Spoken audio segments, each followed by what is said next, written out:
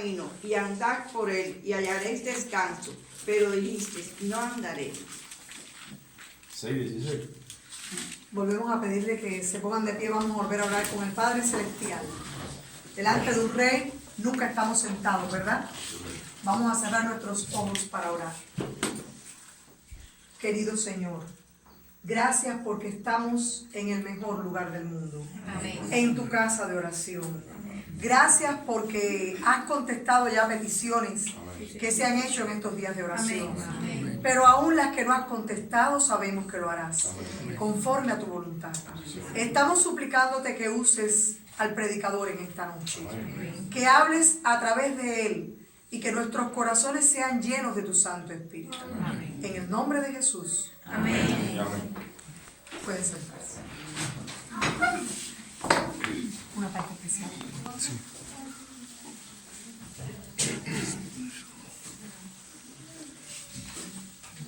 Yo he visto el dolor acercarse a mí, causarme heridas, golpearme así, y hasta llegué a preguntarme, ¿dónde estabas tú? He hecho preguntas en mi aflicción, buscando respuestas sin contestación, y hasta dudé por instantes de tu compasión.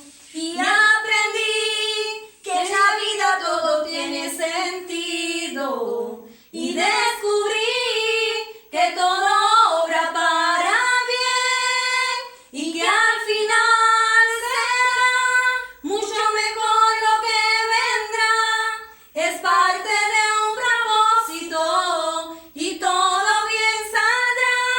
Siempre has estado aquí, tu palabra no ha fallado y nunca me has dejado. Descansa mi confianza solo en ti. Yo he estado entre la espada y la pared, rodeada de insomnios sin saber qué hacer, pidiendo a gritos tu intervención. A veces me hablaste de alguna vez y en otras tu silencio solo escuché. Qué interesante tu forma de responder. Y aprendí que lo que pasa bajo el cielo, conoces tú, que todo tiene una razón, y que al final será mucho mejor lo que vendrá. Es parte de un propósito y todo bien saldrá. Siempre has estado aquí, tu palabra no ha fallado y nunca me has dejado. Descansa mi confianza solo en ti, y que al final será mucho mejor lo que vendrá. Es parte de un propósito y todo bien saldrá. Siempre has estado aquí, tu palabra no ha fallado y nunca me has dejado. Descansa mi confianza solo en ti. Bien, en Eclesiastés capítulo 7 y en el versículo 29 dice la palabra del Señor: he aquí solamente esto he hallado, que Dios hizo al hombre recto, pero ellos buscaron muchas perversiones. Es decir, Dios hizo al hombre recto, lo hizo perfecto. Dice la palabra de Dios que cuando Dios terminó de hacer, de fabricar la creación, dice que vio que todo era bueno y bueno en gran manera, cuando ya estaban hechos el hombre y la mujer. Ayer hablábamos algo de esto y hablábamos de la mujer virtuosa, también del hombre que debe ser como esposo, debe amar a sus esposas, las esposas ser fieles a sus esposos. Ahora bien, hoy estamos hablando de que Dios hizo a los seres humanos. Cuando dice al hombre y está hablando de seres humanos, Dios hizo al hombre recto. Versión de 1909 dice, pero ellos buscaron muchas cuentas. Versión de 1960 dice, pero ellos buscaron muchas perversiones. Es decir, Dios hizo las cosas bien, pero los seres humanos, bajo el estigma del pecado, comenzaron a buscar sus propios caminos, a su manera. Hacer las cosas no a la manera de Dios, sino a la manera suya propia. Y entonces, el gran conflicto que según la palabra de Dios comenzó en el cielo, ya era una realidad en la tierra con la caída de los seres humanos y de la búsqueda de esas perversiones. Dios entonces quiso arreglar las cosas. Bueno, Dios quería arreglar las cosas. Aún Él sabía que iban a suceder y tenía hecho un plan especial, el plan de la redención. Cuando el hombre y la mujer caen, el primer sorprendido es Satanás. Porque Dios le dice, ahora enemistad pondré entre ti y la mujer, entre tu simiente y la simiente suya, hasta te herirá en la cabeza y tú le herirás en el calcañar. Eso era un simbolismo de que habría un libertador contra el mal del pecado. Habría un libertador que vendría, hijo de aquella mujer, descendiente de aquella mujer, de Eva, descendiente de ella, vendría Jesús. La Biblia nos habla de que un día Jesús vino. Dice la palabra en Gálatas, mas venido al cumplimiento del tiempo, Dios envió a su Hijo nacido de mujer y nacido bajo la ley, para que redimiese a los que estaban bajo la ley. Muchos dicen que bueno, que bajo la ley, sí, bueno, bajo la ley moral, bajo la ley ritual, que había, en sus tiempos estaba plenamente vigente, pero también bajo la ley de la herencia. Romanos capítulo 8 nos dice que Jesucristo tomó la forma de siervo hecho semejante a los hombres. Bueno, perdón, eso es Filipenses. Y estando en la condición de hombre, se humilló a sí mismo, hasta la muerte y muerte de cruz. Dice que vino a este mundo en semejanza de carne de pecado, hecho semejante a los hombres, y condenó al pecado en la carne. Y dice la palabra de Dios que era todo divino y era todo humano. Algunos dicen que semejanza es diferencia. Yo entiendo lo contrario. Si yo soy semejante a ti y tú eres semejante a mí, los dos nos parecemos. Pero no me diga que eso quiere decir diferencia. Quizás diga que no somos el mismo, la misma persona, pero sí que hay una semejanza. Y dice la palabra de Dios que Jesús era todo divino. En él habita, Colosenses 2:8, toda la plenitud de la divinidad. Y como dice también allá en Hebreos 2:14, en todo se hizo semejante a sus hermanos. Y cuando la Biblia dice en todo, es en todo, no como algunos, vamos a llamar, que dirán algunos, yo lo he cogido con los teólogos. Bueno, que tantos teólogos que dicen tantas cosas. Por ejemplo, el Papa Emeritus Benedicto XVI es un teólogo y él dice sus cosas de su teología católica. Otros son católicos, otros son teólogos luteranos, presbiterianos, adventistas. Y los teólogos, como dice la hermana Juan, en cierto momento les gusta complicar las cosas. Y yo, que soy un teólogo frustrado, pues con más razón me gusta también complicar un poco las cosas, pero no las voy a complicar en esta noche. La cosa es que Dios hizo a los seres humanos rectos, pero ellos buscaron sus propios caminos, sus propias perversiones. Y entonces Dios, para rescatar aquello, aplicando el plan de la salvación, plan por el cual Cristo iba a venir, también quiso, como parte de ese plan, preparar un pueblo que le representara en esta tierra, desde antes de la venida de Cristo por primera vez y después de esa venida de Cristo, esperando su segunda venida. Un pueblo, siempre Dios quiso levantar un pueblo. Y por eso es la invitación que hacemos en esta noche. Queremos saber cuáles son nuestras raíces, cuál es la razón de ser de que exista esta iglesia, ¿Cuál es la razón de ser de que Dios nos haya llamado de las tinieblas a su luz admirable? Bueno, para ello tenemos que ir a la fuente de la inspiración divina. Para ello tenemos que ir a la fuente que es la palabra de Dios, la Santa Biblia. Porque todo lo demás que los hombres buscan son puras especulaciones, sus propios caminos, sus propias perversiones. Y no podemos darle oído y crédito a todo lo que cada cual nos dice. Porque nos van a decir todas las cosas más absurdas y contradictorias entre sí. La verdad de Dios es una. No puede ser 2, 3, 10, 25, 40. Como dicen ahora, inconcebiblemente y lógicamente, las ideas modernas estas. Ten cuidado, no salga un dedo ahí por el... ¿No está saliendo? No. Ah, bien. Es que están filmando para los que vean la filmación después, porque esta filmación puede ser que sea vista un poquito más lejos, en muchos países posiblemente, y ustedes van a ser vistos allá, quizás en la Argentina, en Chile. Bueno, esto, vuelvo al punto. Lo que digan los hombres no debe ser nuestra guía, sino un así dice Jehová. Palabra de Jehová es palabra digna de crédito. Dice Romanos 3:4, antes sea Dios veraz y todo hombre mentiroso. Así que nuestra guía. Por lo tanto, vamos a ir a la Biblia. Y ahí en Jeremías 6:16,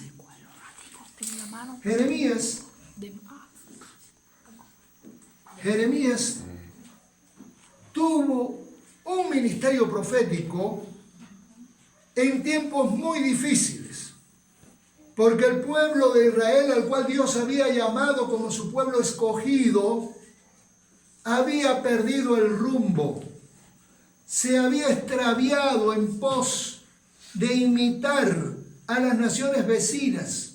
En vez de ser el ejemplo para que las naciones lo siguieran como era el plan de Dios, Israel era el que se volvía a las naciones.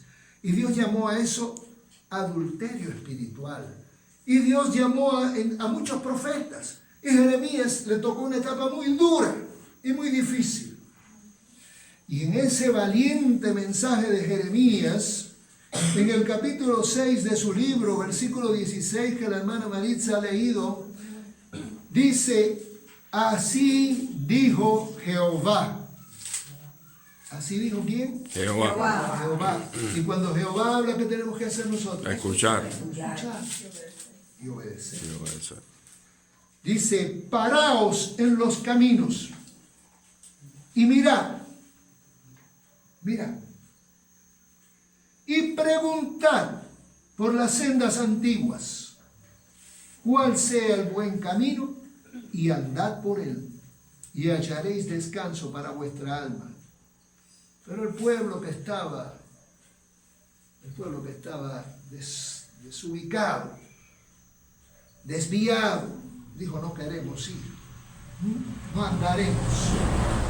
Ahora la invitación del Señor es que miremos las sendas antiguas. Ahora, el valor de las sendas antiguas no es su antigüedad, porque en la antigüedad hubo muchos errores también. El valor de las sendas antiguas es lo que Dios ha dicho, la palabra de Jehová. Eso es lo que vale. El pueblo de Israel, Dios lo está diciendo, ve a las sendas antiguas porque te has apartado del camino de la verdad. Yo, dijo Dios, he hablado a Israel, cara a cara me comuniqué con Moisés, le di los 10 mandamientos, con la propia voz de Dios se oyó, se estremecía el monte, humeaba el monte. La orden que Dios había dado a ese pueblo para el encuentro cara a cara con Jehová era sencillamente que se prepararan espiritualmente. Inclusive le dijeron, hubo una orden, no toquéis mujer en tantos días, nadie se acerque más allá de estos límites.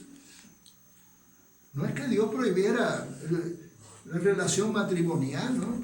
Pero es que cuando hay una cosa tan santa como la presencia de Jehová, la mente debe estar puesta en eso y no en las cosas que le rodeaban de este mundo. Y ahora invita al pueblo a buscar en las sendas antiguas. Hoy vamos a dar un pequeño camino por esas sendas antiguas. repito, el valor no es por ser antiguas, porque hay antiguos errores. Como hay una frase muy famosa de un escritor adventista que dice: nueva teología no es más que la resurrección de viejas herejías. El hecho de ser, ¿sí? El hecho de que una cosa sea vieja no es de por sí necesariamente buena. Pero lo que Dios dijo en el pasado es bueno. Lo que Dios dice en el presente es bueno. Y lo que Dios dice para el futuro es lo bueno. Y la única autoridad es la de Dios. La autoridad humana debe subordinarse siempre a la de Dios. Amén. Y lástima es que a veces los humanos queremos ponernos por encima de así dice Jehová. Pero bien, andando con el reloj verdugo mío, ¿qué es? Vamos a ver, vamos a tratar de contestar a una inquietud que muchos se harán. ¿Por qué hay tantas iglesias? ¿Por qué hay tantas religiones? Esa pregunta yo tuve que buscarle una respuesta en un momento dado. Porque saben que mi mamá me había dicho, sin conocimiento de causa ni de efecto, me dijo: todas las religiones protestantes son iguales. Y no es cierto. También mi papá me dijo un día, un libro que me estaba trayendo, que me trajo el Evangelio: no, este libro lo trajo tal denominación, no voy a mencionarla para no que nadie se vaya a sentir lastimado, no es nada malo, una denominación escribe un libro, pero el problema es que había una tal confusión en la mente de ellos que lógicamente me la transmitieron a mí y yo también no sabía exactamente. Y yo decía: ¿por qué si aquí, si tal denominación escribió este libro, por qué aquí dice adventista y no el nombre de esa denominación? Yo no lo entendía. Ahora, ¿por qué hay adventistas? ¿Y por qué hay bautistas? ¿Por qué hay presbiterianos? ¿Por qué hay pentecostales? ¿Por qué hay evangélicos? ¿Por qué hay católicos? ¿Por qué hay budistas? ¿Por qué hay maometanos? ¿Por qué hay hinduistas? ¿Por qué hay espiritistas? ¿Por qué hay santeros? ¿Por qué hay...? Y todas son denominaciones o formas de religión diferentes. Aunque tengan cosas en común, tienen también cosas diferentes. Ahora bien, el asunto es entender qué nos dice Dios. ¿Qué nos dice Dios? La fuente de la sabiduría y del conocimiento y de la revelación está en la palabra de Dios, en la Santa Biblia. ¿Cómo lo sabemos? Como bien contestaba acá la hermana que nos visita, las cosas que están sucediendo cumplen la profecía. Solo hay que tener ojos, entendimiento, mirar lo que está pasando, que cada vez que usted enciende el televisor para ver las noticias está viendo profecía cumplida. ¿Sí o no? Sí. Y así son las cosas. Bueno, pues, ¿por qué hay tantas religiones? Bueno, el problema es que Dios hizo al hombre recto, pero los hombres buscaron muchas cuentas. Y ahí es donde viene enredándose la cosa. Ahora bien, ¿cuál es mi deber ante Dios? Es buscar la verdad sea cual sea. Y para eso, vuelvo y repito, la respuesta está en su palabra. Amén. En su palabra. En la Santa Biblia. Ahora bien, vamos a hacernos ver, abuelo de pájaro, algo de historia. Dios levanta a Israel como pueblo, en un momento dado.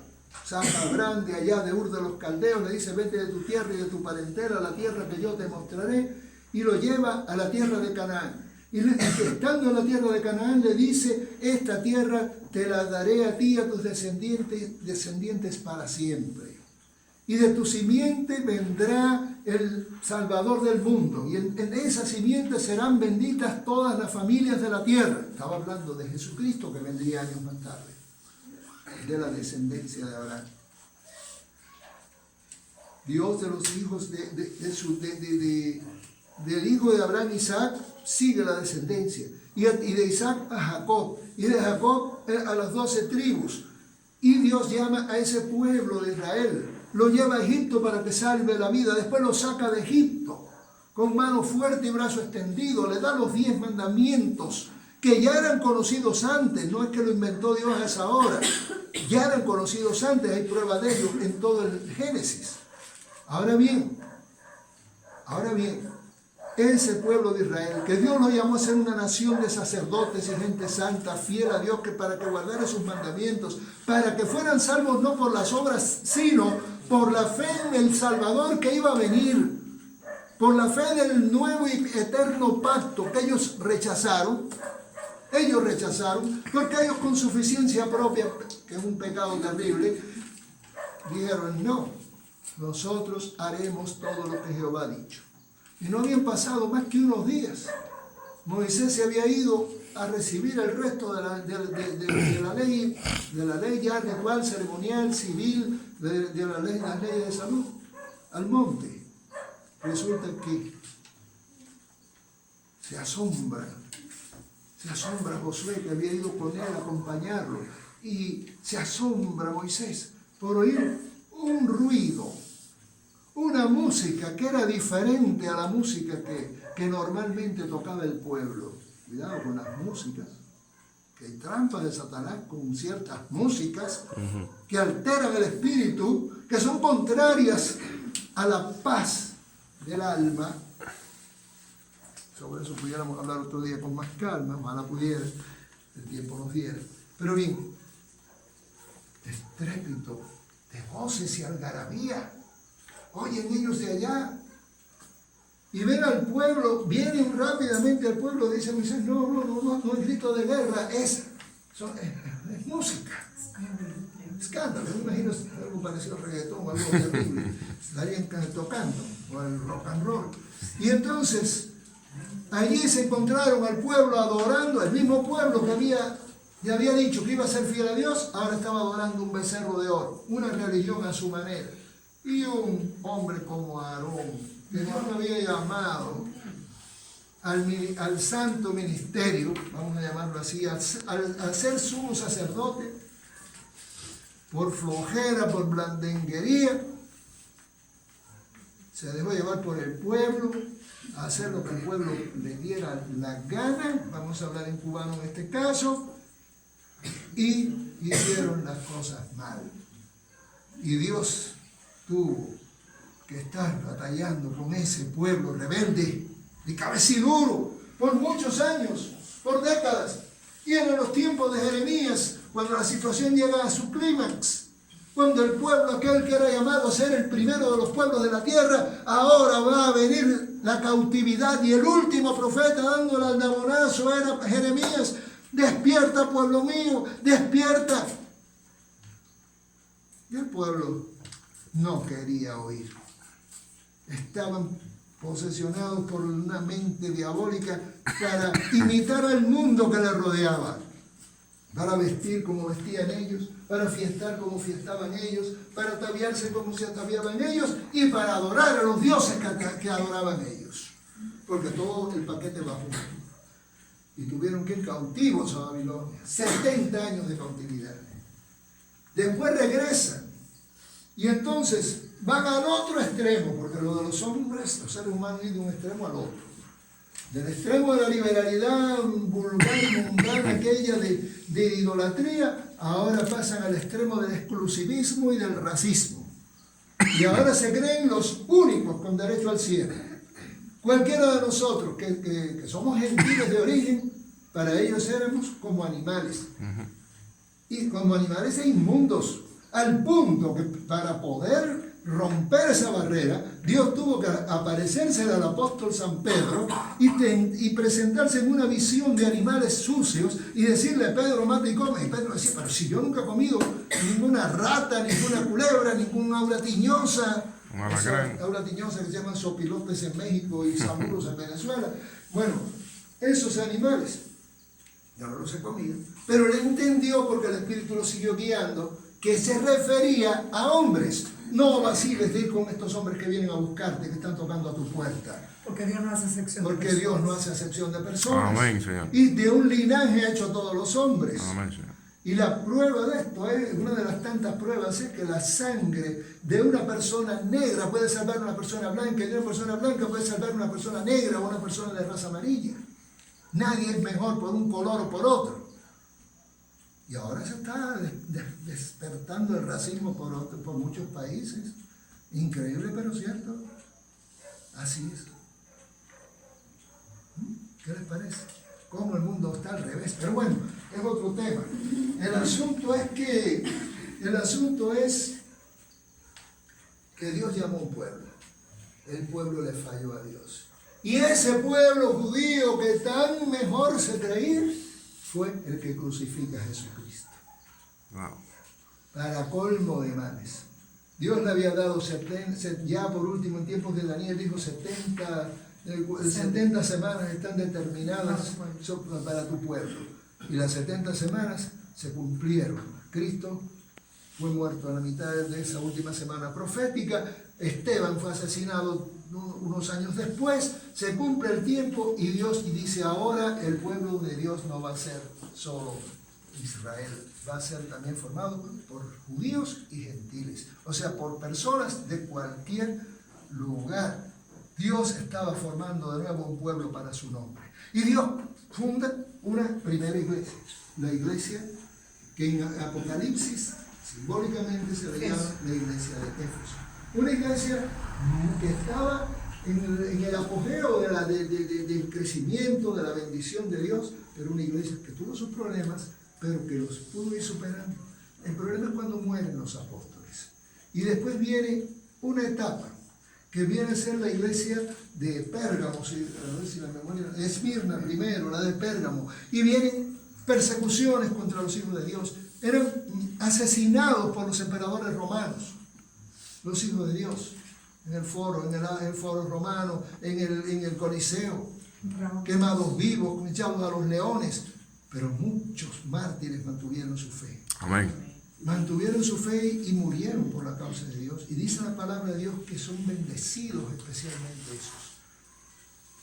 Así la iglesia fue pasando. Pero Satanás cambió la táctica. Dijo: voy a cambiar esto. Ahora, con la persecución no los puedo destruir, porque mientras más los persiguen, más se multiplican. Y entonces, ¿qué hace? Quita la persecución. La historia de Constantino es una historia interesante. Y entonces la supuesta conversión de Constantino, que no era tal conversión, él murió siendo en realidad no era cristiano.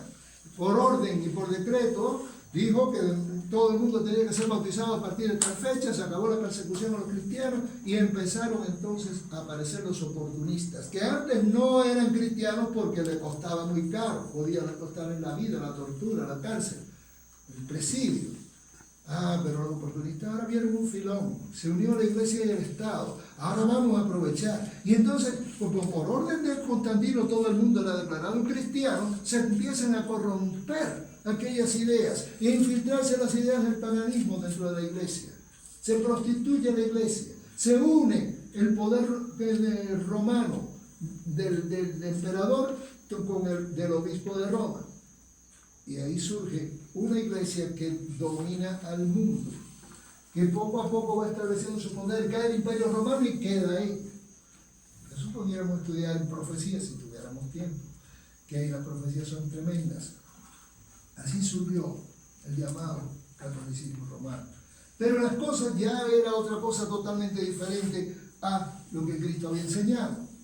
Y entonces, andando el tiempo, y está representado esta etapa por la iglesia, Tiatira, en el libro de Apocalipsis, la iglesia de Sardis viene a continuación, que es cuando la Reforma con Martín Lutero empieza a desenterrar muchas de aquellas verdades que habían estado enterradas, pero no las desenterró todas.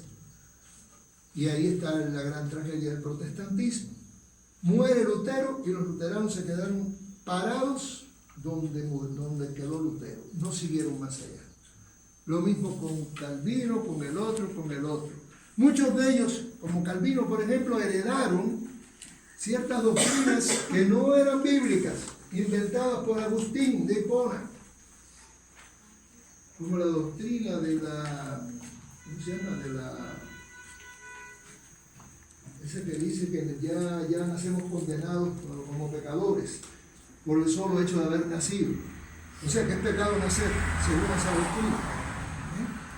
Y es la llamada doctrina del pecado original, que nos hace culpables por el solo hecho de nacer.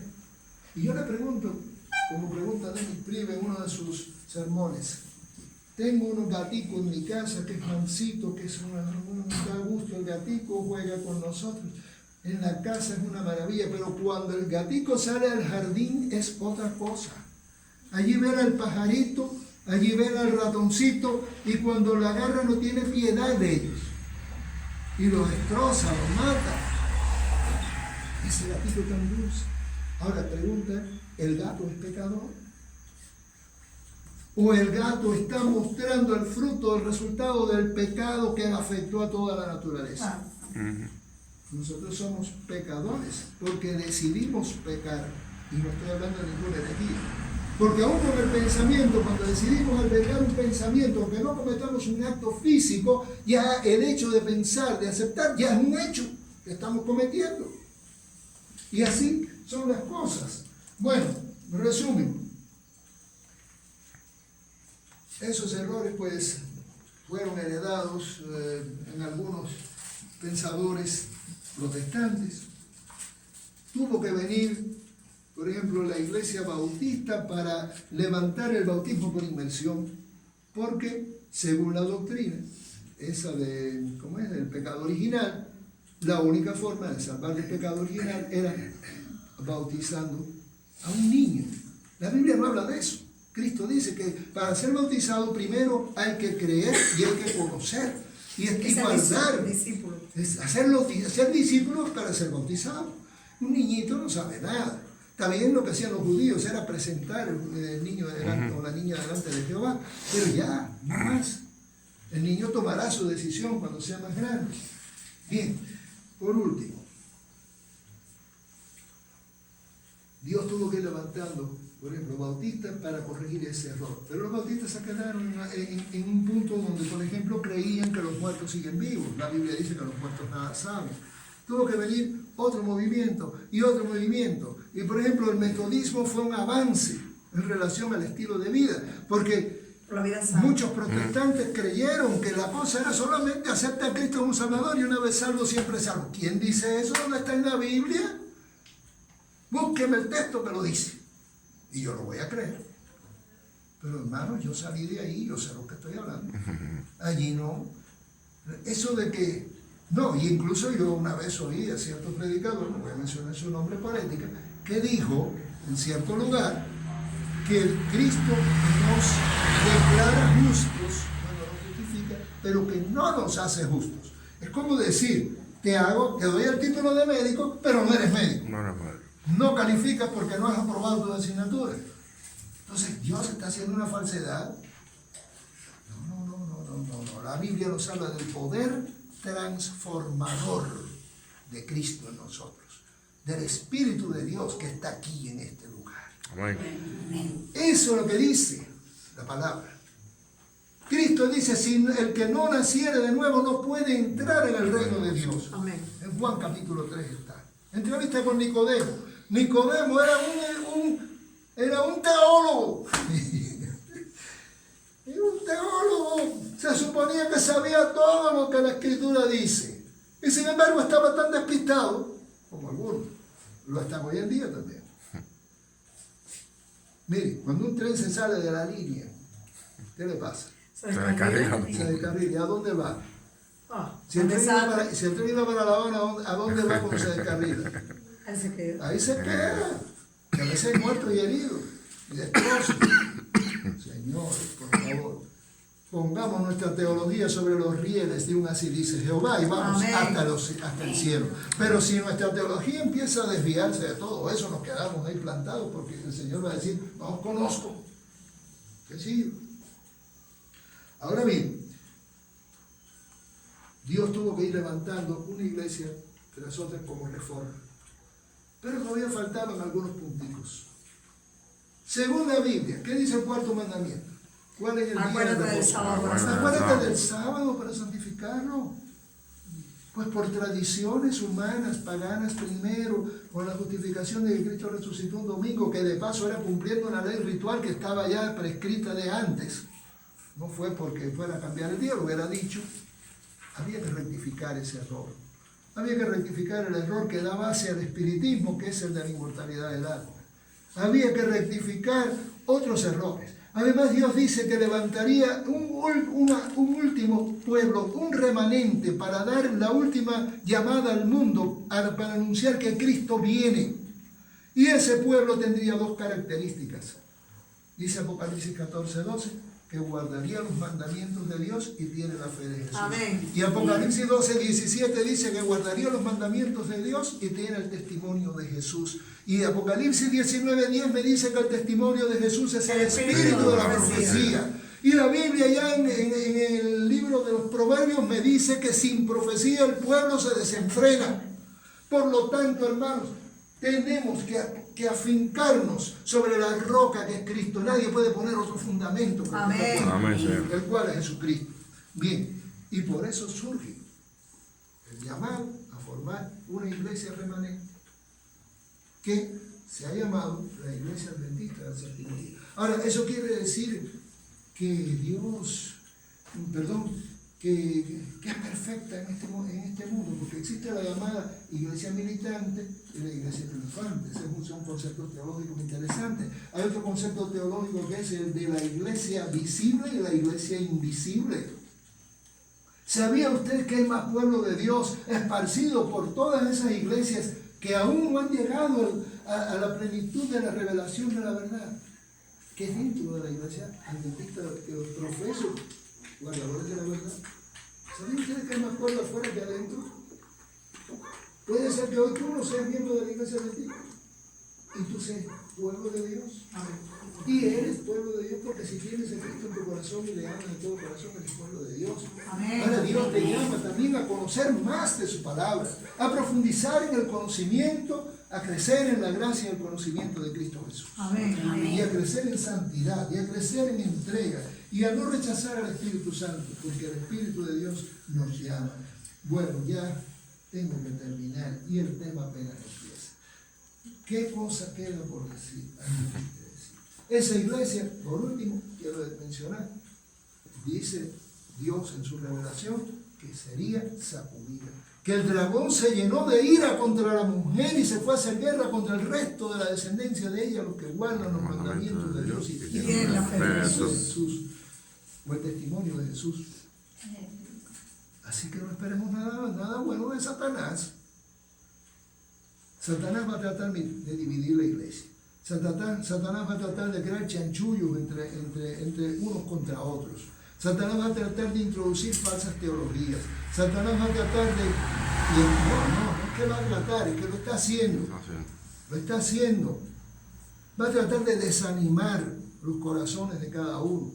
Va a tratar de que no compartamos el mensaje. Como dice un pensamiento del Espíritu de Profecía, dice que el que nace en el reino de Dios nace como misionero. Amén. Y lo primero que siente uno es el deseo de compartir este mensaje con otros.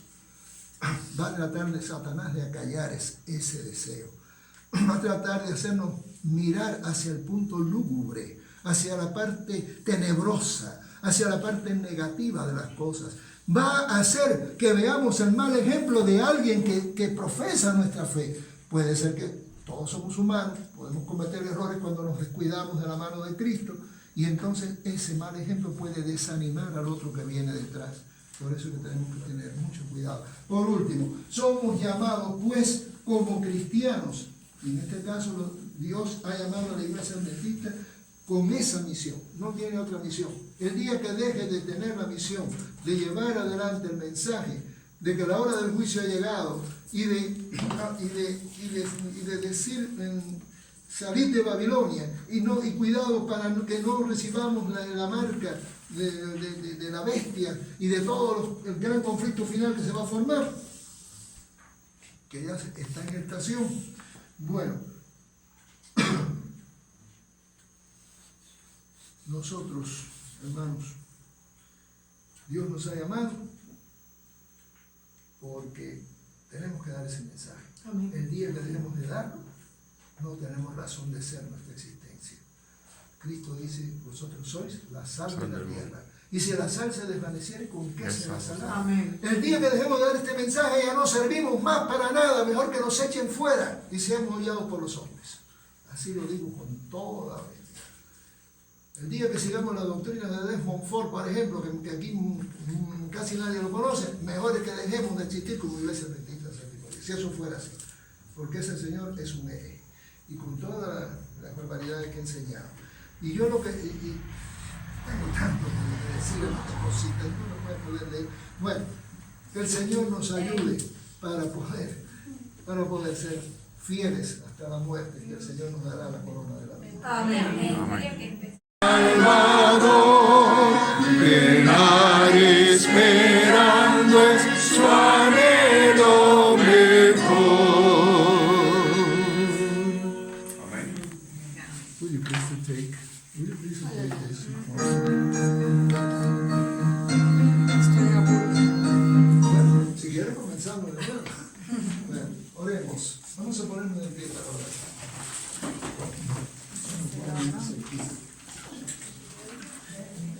Oremos. Nuestro Dios y Padre que estás en los cielos, alabado y glorificado sea tu santo nombre. Te damos gracias, Señor, porque en Jesucristo podemos encontrar la vida eterna, el poder y la capacidad para ser hechos nuevas criaturas. Amén. Nos has prometido en tu palabra darnos la victoria, darnos un nuevo corazón y una nueva alma, darnos un nuevo espíritu y morar en nuestros corazones. Ayúdanos a andar contigo, en ese andar de cada día, como anduvo Enoc, Señor, en otro tiempo. Así tú has dicho a través de tu sierva, el ángel de White, que en estos últimos tiempos también nosotros debemos andar como Enoc. Ayúdanos a hacerlo con tu gracia y tu poder. Ahora acompaña a cada uno a su hogar. Permite que podamos descansar en esta noche, reponer las energías y mañana estar aquí para celebrar, Señor, una reunión más, mañana viernes, que podamos, Señor, gozarnos y podamos tener un tiempo en el cual podamos decir, Jehová ha estado con nosotros. Amén. Quédate en este lugar, quédate en cada corazón y perdona nuestros errores y faltas. En el nombre de Jesús. Amén.